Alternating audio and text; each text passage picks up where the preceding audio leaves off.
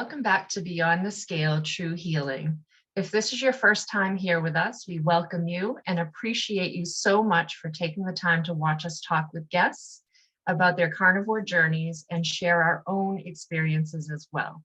Today, we have a fabulous guest, Jessalyn RANDLE. Jessalyn has been such an inspiration to myself, Stephanie, and Claire. She has all of us enraptured with her amazing presence and videos where she shares her carnivore way of life and talks to knowledgeable guests about the science, regenerative farming, exercise, and the list goes on and on. She currently lives in Okinawa, Japan with her husband. We'd like to welcome you, Jessalyn, and thank you so much for being with us today. Jessalyn, though, that you guys do those recipes, because I think for some of us, that do get a little bored with things. I know I need to have a lot of variety, and if I don't, I can easily be led to binging. So those kind of recipes, I just love it because, maybe even once a week, I'll, make something like that that's a little more exciting to keep me on the right path. So I'm so thankful that you do that. Yeah, no, it's definitely like the chicken nuggets or the chicken tenders that we made is one of my favorite ones that we do. And then just the gravy, I make that probably at least once a week. It's so good. And just to pour on top of whatever I'm making. But yeah, I agree, because it is sometimes you need something a little extra. A steak can only take you so far, especially in the air fryer. I've noticed that if I grill a steak, it tastes different, obviously, than in the air fryer. But if I eat too many air fried steaks, I'm like, oh, I can't eat another steak. So I have to mix it up. And here the weather is so crazy that it rains all the time, so we can't always use our grill. So we rely on the air fryer.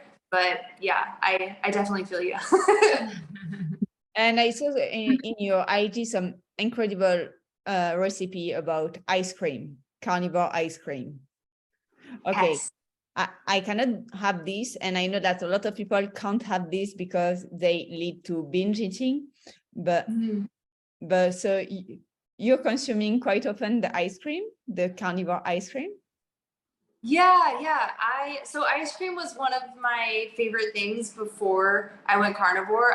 My whole entire life, I basically would have a huge bowl of ice cream after every meal, or not every meal, after dinner for dessert every night. So I do really enjoy ice cream, and I make myself carnivore ice cream, and it's literally just eggs, butter, and heavy cream. And then once it's made, I put some, I like to call it carnivore sprinkles, but it's just salt.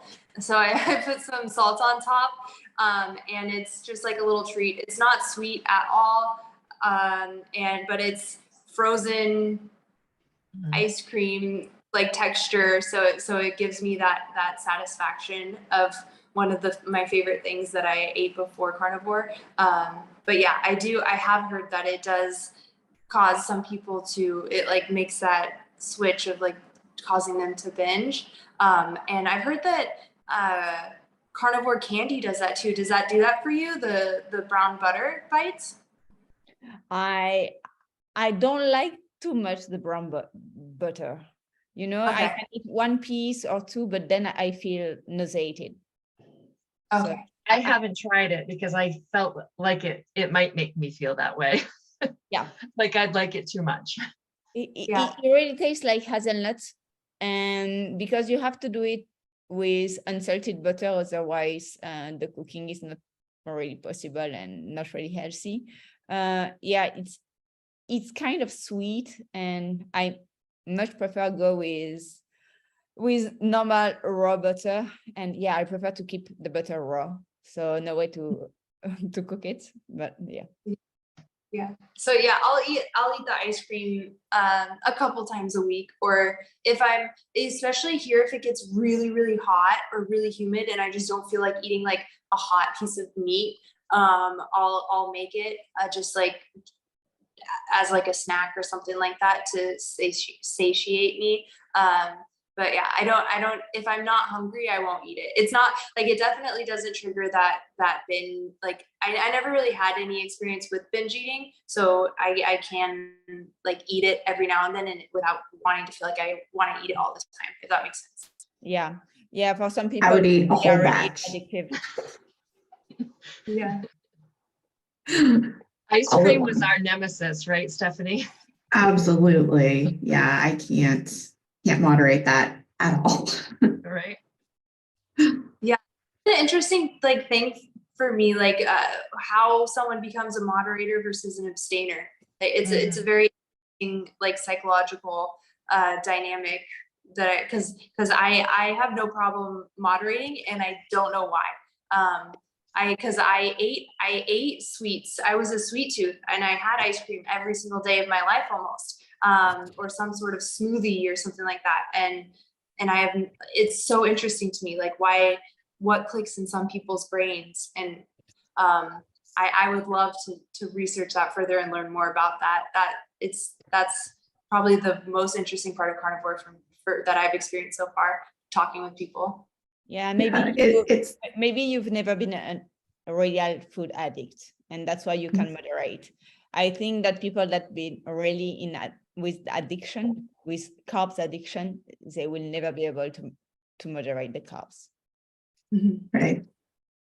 For me, it's that addiction switch that just flips on. As soon as I have a sweet taste like that, that's all I can think about. I can't leave it alone. Even if I make myself sick, like feel nauseous, I can't stop eating it. So yeah, it's a huge problem for me. So as much as I really want to try that ice cream, I can't let myself do it. Yeah. Can you talk about foods? Because I know, like for instance, if I'm reminiscing about like when I was a kid, I ate Captain Crunch. That was my favorite cereal. Like if I talk too much about foods, like sometimes my husband's like, "Oh, now I want some cereal." It's like, can you talk about foods, or does that trigger it? I might have like just a quick thought, like, "Oh yeah, that was really good. I liked that," but it doesn't make me like want to go out and buy it, even if there's something in the house, or on holidays. I really don't have an issue anymore just not touching it. So it doesn't trigger me that way. But if I tasted it one bite, I can be around it, but if I taste it, it's all over. Interesting. I have a story. So yesterday, my husband and I went to the grocery store real quick, and I bought, for me, I got some more bacon. Nice. Yay! So because I'm Amy was trying. not used to eat bacon. She doesn't like bacon. Right. Oh my God. So I bought some more, and I bought some goat cheese and just a couple other butter. And my husband came home with a frozen pizza, a half gallon of ice cream, and a bag of peanut butter cups. And so everything was put away. And probably 5 times over the course of the night, I said to him, "Aren't you going to have some of that ice cream?" He's like, "Oh, I keep forgetting about it." It literally was just like calling to me. All I could think about was that ice cream was in the freezer. Like that just points out to me the difference that we're talking about. You know what I mean? He won't even think about it. And oh my God, I need you to eat this right now until it's gone, because I just obsess. I always think, we are well-educated people, we understand how this works, but it just blows my mind that's always there. It's always there. Even if I haven't had a binge for a year, if something is in the house, that's how I feel about it. It's such an interesting brain thing. You never live in my place because I have all the drink for Malo ready to be eaten. So yeah, if you open my carpet, you would be like, oh, no way. Yeah, I'd go crazy. Yeah. So Jessalyn, does your husband keep foods like that in the house? It doesn't bother you, I assume. No, it doesn't bother me. He doesn't really keep anything. There's not like really any junk. Like the non-carnivore things that are in the house are like hot sauce, like the sauce A1, like that. There's what else? There's like bananas. He likes to make smoothies, so there's like bananas and some frozen fruit. But other than that, when we grocery shop, we pretty much just buy carnivore foods. And if he eats something that's not carnivore, it's like because he's gone out to eat. But there's not really like a lot of non-carnivore foods in our house. But yeah, I don't know. I can so we went to the Starbucks the other day, and he got a pumpkin spice latte. And I wanted to try it just to see what the pumpkin spice tasted like this year, because I used to work at Starbucks, and I took one sip and I stopped after that. Like, so I can take like a sip and just be like, oh, okay, that's what it tastes like, and then be good and be satisfied. So I don't know. It's just I think that's just like the most interesting thing is like, why can some people stop and some people can't? Like, what is it? Like, what is happening in your brain? I think that would be so cool to study and learn. And because breaking an addiction, it's like, is it a science? Like, do we have an answer? Like, A, B, C, and D, this is what you do, and you're guaranteed to break the addiction? Or is it kind of like, hopefully you will, maybe you won't kind of thing, you know? So like, it would be interesting to see if we could ever get to a point where it's like, if you do this, you're guaranteed to break that addiction kind of thing. If that exists, I have not found it. Yeah. I'd love the blueprint. Yeah. And I don't even know if it's possible, because like human beings are so like intricate and complicated, so it might not be possible. But I don't know if you think about it, because it's like your brain got to that place, so it like theoretically you should be able to like rewind and take it out of that place. I don't know. It has a lot to do with dopamine and habits and maybe some trauma response, I think. And Dr. Ifland talks about that a lot. Amy's actually working with Dr. Ifland on food addiction recovery. So it's very interesting. I haven't seen too much of the work, but Amy's right in the middle of it right now. So it's interesting. It's as well as you have been raised. And, you know, with my son, I'm really taking care about this. I don't give him food and junk food as a treat. Or if he's doing something bad and I want him to have a sanction, I will not say, okay, you won't have junk food, because I don't want the food to be related to his behavior. And this is, I think, is really important for me. If I was really a lovely girl when I was a kid, oh, you have been so nice, take a lollipop. And if I was a bit too messy, or I didn't clean my room, okay, tomorrow you won't have a chocolate croissant for breakfast. And it was always, you know, like, okay, you're having this behavior, and so the food is going to compensate. And yeah, I think then it is our roots, and we see the food like something that is not. Yeah. And so do you guys think that someone can be healed of an addiction, or do you think that for your whole life you're just in the process of like recovery? Do you think you can be 100% healed from addiction? I don't think so. I think it's just a remission recovery state. Yeah.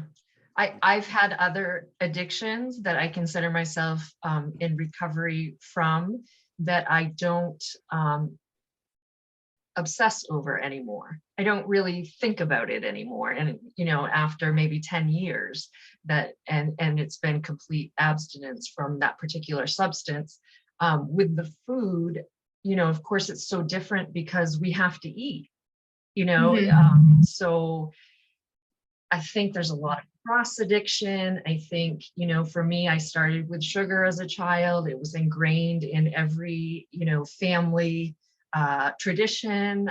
It was given as a reward, you know, even at the dentist office or, you know, wherever. Oh, here's your lollipop, or at school from teachers and that kind of thing. So I think the recovery as far as food is a lifelong thing, because you're always going to have to eat. I don't always have to, you know, whatever it is, drink alcohol every day to, you know, that's not an essential nutrient, but the foods are. And I think that's why the nature of it is so different, I guess. Every day I have to make a decision of, I'm not going to eat processed food today. And Yeah. It's never easy. Whereas some of the other things have not been so difficult, I guess.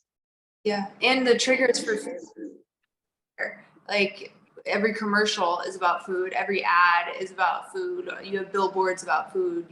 Everywhere you go, surrounded by food, so it's a lot harder to get out of that. So do you think that every human is addicted to something? And some people just have like a food addiction. Some, like I could have like a social media addiction or shopping addiction or something like that hasn't really like caused an issue in my life yet that I don't know about. I think that because of our dopamine reward system, that I don't know anybody who doesn't get an external kind of you know, you're taking in something that's triggering your dopamine, and we search for that all the time. And we were made that way. We evolved that way to look for certain pleasurable experiences or substances that we needed to survive, I would say. So now in this environment with the cues and triggers everywhere and all the extra that's available to us as far as, you know, even TV or social media or substances that, you know, maybe weren't ever meant to exist, that I think that everybody is attached to one of those things, maybe in an unhealthy way. And the current society is creating new addiction all the time. And if you get rid of one, you just transfer it to another one. And it's purposeful, you know, it's purposeful to keep us sick, I think. Yeah. Mm-hmm. Yeah. And just to keep like you on, just to, you're like a consumer. You're just constantly consuming. So I think it does have to do with money too. Of course. For sure. Absolutely. Yeah. Well, Jessalyn, thank you so much for talking with us today and sharing your story. This was so much fun. It was a great conversation. Maybe we could have you back again sometime. That was just really nice conversation that we were having. We'll have all of Jessalyn's info linked below with all the ways that you can find her. She has a lot of great, really fun carnivore content between her Instagram and YouTube and Carnivore Revolution, her carnivore chats. So she's got a lot of content out there, and it's always fun to watch.